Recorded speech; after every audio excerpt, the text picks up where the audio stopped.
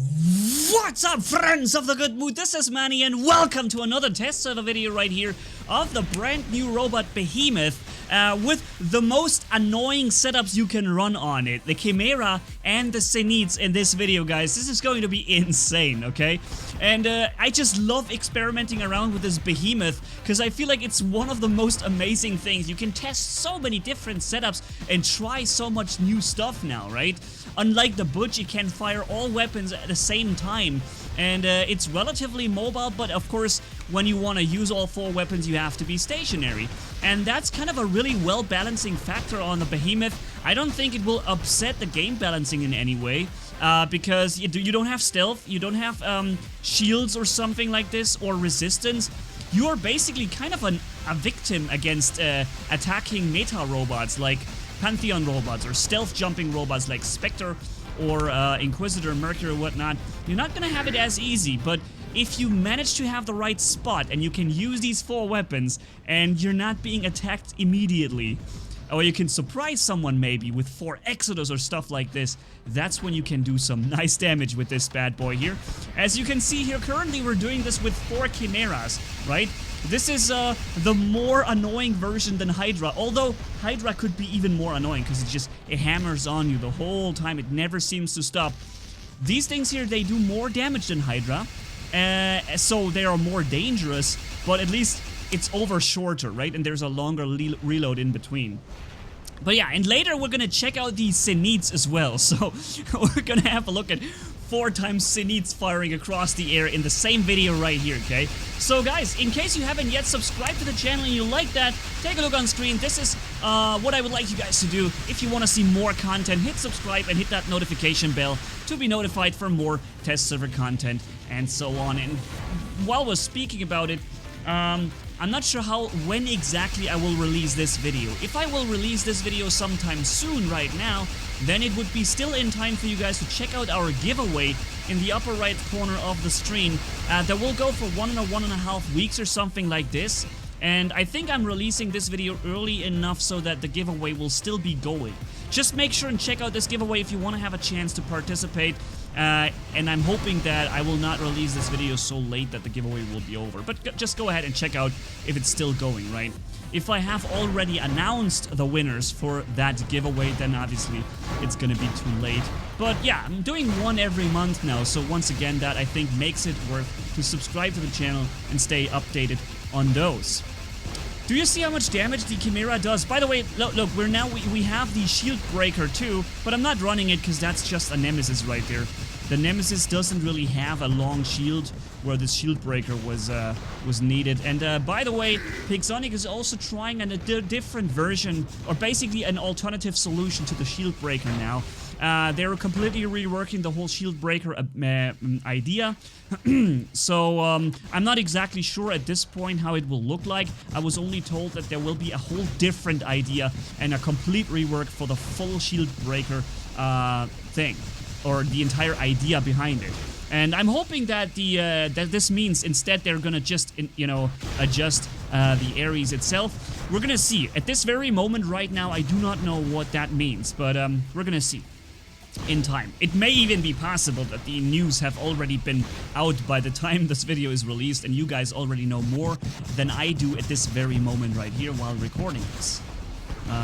So let's send these rockets along. I tried to break his shield, and I did, by the way, but it was not really worth it. And you see, by the way, with the Chimera, although very annoying, you still end up very far down on the damage rankings. You won't really score a very high damaging result with a Chimera. There's just too much that negates your damage output, but it's gonna be annoying, and annoying is exactly what you probably want to be if you run a Chimera setup. Let's jump into Rome, also with a Chimera, and then we're having a look at the big beastie Zenit version, okay? Where you can just constantly launch Zenit rockets with large splash radius at your enemy from no matter where you are, pretty much. And also, we're running lockdown ammo on the Zenit Behemoth as well. So you get hit by the Zenit rockets, and then you're locked down. So all other Zenit rockets hitting you will be perfect hits. That's so insane. So this is coming up just in a few seconds here, guys. I can't wait to show this to you. Right now, No Harm, his name is. He's running a hover with Aphid and a Vortex. You see here's hovering up right now, and you see how these homing Chimera missiles, no matter where he goes, they hit him perfectly fine. You see how much damage he just took? He lost like 70% or 60% of his entire robot right there. And we're not done firing at him, although I think he does have last stand, so I will have to be careful with that.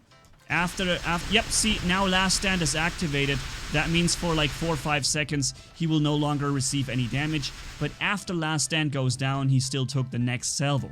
He's almost destroyed now, and I'm making one mistake here. I stopped looking at him. No Harm, in case you are watching this. At this moment, I decided to take a look at someone else, and boom, I took a hit. And I was like, what the heck, what was that? And then look at him. He decided to take revenge on me. Okay, so, and this was the moment I realized I have to take a look at him again. And boom, I get hit again from 2 Vortex and an Aphid right here. So I have to get rid of him really quickly here before he fires again. And thanks to these homing missiles, even his flight wouldn't protect him. But you see what you do, right? You draw attention. You draw a lot of attention from enemies when you run these annoying setups. They want to get rid of you. They hate you with every fiber of their being. They just want to get rid of you no matter what. And they even get tempted to just run into enemies and just take you out. Even more so, I'm going to show this to you guys after the Zenit, okay? Here, a very quick intro, or very quick setup of running the Exodus.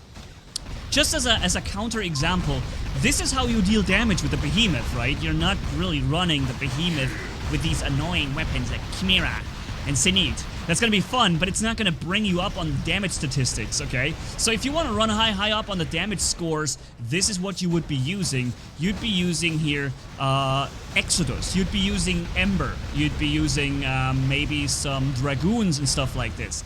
These are the things that you would be using, because you see we're taking out enemies one after another with these Exodus. And even the Loki that liked to attack me here with Quantum Raider, I could just take him down to last stand level super quick. Unfortunately, last stand prevented the kill yet.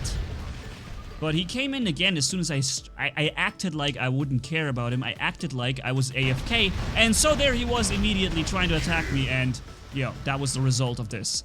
Just acting AFK will bring the Loki to attack you. This is so good. You have a Loki in front of you, you look at him, he will never drop his stealth because he knows he's gonna die if he does. You act AFK, they immediately drop stealth and they think this is the right moment to attack. You just turn around and whoop him. So these are just a few seconds of me running the Exodus just to show you how the opposite of Zenit and Chimera looks like. The opposite is damage dealing setups. Setups that will allow you to immediately take an enemy out of the game. But of course, one thing you will not have in return is range. You have a very limited range on weapons like Exodus, Ember, Glory, all these super damaging, massive power setups, right? So that's the downside. You cannot use it in any condition. You have to have the right conditions coming. Here we have an Ares who's coming out. Look, he already got down to last stand level. I only fired for 1.5 seconds as him, and that was already enough to bring him below last stand. The Ares, when the shield is down, does not have a lot of shield capacity. Energy capacity, sorry. I mean, HP pretty much. So let's go and catch that Ares before he's got the next chance to activate the shield. He's trying to corner shoot me, which is fine because I'm running splash damage weapons. So I can hit him perfectly at the corner, and that was it. Another enemy showed up, another Pantheon robot with the Hades. See how much damage he just suffered in just crossing for just a second. And let's go forward here. He activates his shield. I come out and activate his shield again. Go back into safety. And once his shield is done after like 5-6 seconds, in this case maybe somebody had even used the anti-shield thing. So here we go. Boom. Hades destroyed. Alright, so this was just to show it in an example of the opposite. But let's jump back into the Zenit Behemoth now, the most annoying setup in the world. Look how bad boy like it looks. This is just the worst. With lockdown ammo, right? So let's go. Activating lockdown ammo while the rockets are in the air. And that's the interesting thing. You can actually activate lockdown ammo when you notice you're hitting someone, right? You don't have to activate lockdown ammo as you fire. because the lockdown ammo perk will actually make your rockets lockdown rockets, even the ones that are already on their way. So the ones that are about to explode, you activate it now, they will have a lockdown ability built in, even though they were fired well before you had it active.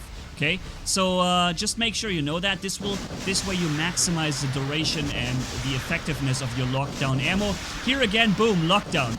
I don't know what it is. I think it's a Fenrir. That's why he's taking such little bit of damage. You see that? Considering this is a Fenrir that I'm attacking right there, that's actually a really decent amount of damage he's taking, right? Consider how much this was. This was like half a Fenrir that I just took down with these 4 Zenits. Zenits have never been a weapon or a loadout that will allow you to do a lot of damage. Where's the music, by the way? Okay, there it is. It's just super quiet. Here we go. Zenits have never really been a setup that will allow you to do a lot of damage. However, here, lockdown ammo activated. Unfortunately, this is an Ao Guang, and I cannot hit him in the air. Dang it. But this way now with the Behemoth, I think 4 Zenits actually have the damage potential of being really damaging. Like, if you have a lockdown target or you lock it down yourself and you hit it with your full salvo of Zenits, that will do a really, really good amount of damage. And keep in mind, the Zenits have a large splash radius. So you have a good chance to hit multiple targets at the same time. For example, on the carrier map, where people are hiding behind the cover very often in groups of 2 or 3 people, this is when you can become incredibly powerful with these weapons and deal double or even triple the amount of damage, right? In my opinion, it will never be more than a fun setup. I'm just gonna say this right here. In case you guys are considering to get yourself 4 Zenits now for the upcoming Behemoth when it reaches the live server, I'm just gonna say it right here, guys. I don't think this will ever be a viable setup for reals. It will always just be a fun setup. Lock down the Bulgazari right there, and I'm trying to lock down multiple people right there. It will always be only a fun setup. It will never be something serious. If you want to win the match, don't use this. That's not gonna win the match for you. On the contrary, it will probably make you more likely to lose because you're not having a large amount of damage output. You're not gonna capture beacons while doing this to help your team, and you're more likely to attract negative attention from your own team, from those who would like to win the match and see you, using a Zenit setup instead of something real. So yeah, it's just for fun. But that, it can do very well, I must say. That part, it does excellent. Having fun. Same as like the Vortex Spectre, although the Vortex Spectre is a bit similar because it can actually be very dangerous. The Vortex Spectre is incredibly dangerous, and it's something that takes out even invaders in 2 or 3 perfect hits very well. It helps out on the battlefield tremendously. And since you're mobile while doing this with the Spectre, you're also a welcome sight for your friends on the battlefield, right? This thing here will not really be a welcome sight for your teammates, because it just doesn't have that much of an impact. But you see here, 4th place. And I was really doing my very best to deal as much damage as I could. It's just not in there to do more than this. Let's do the last round here with a Zenit, and I'm gonna show you what negative attention you draw from your enemy team.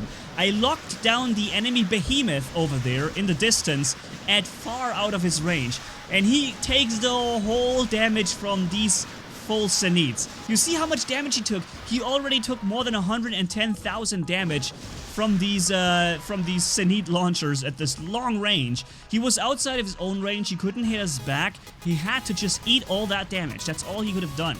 And now he's already destroyed. And what it means to do this, you're gonna see in a few seconds, because you're gonna draw a lot of negative attention from the enemy. Do you, by the way, see this? I am not Manni.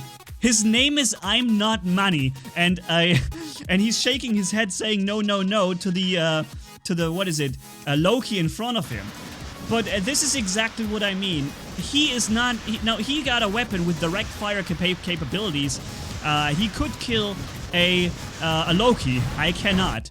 Because something you need to know about the Zenit is you have a minimum range of 300 meters. Below 300 meters, you cannot fire.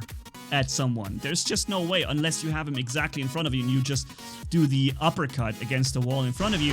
And that, of course, draws in some attention. For example, a Loki that says, hey, this guy is an easy target. He can't even shoot me. And if you just previously killed someone else or annoyed someone else, well, you may end up having 2 Lokis sitting right in front of you, just making sure you're dead. This is the negative attention you can do with these super annoying setups like Chimera or Zenit, ladies and gentlemen, so keep that in mind as well. Thank you guys so much for watching. If you enjoyed this video, leave a like and comment down below. And if you haven't already, hit subscribe, as brutal as a man can hit for more. Thanks for being with me. You guys are awesome as always. Manni-Gaming signing off.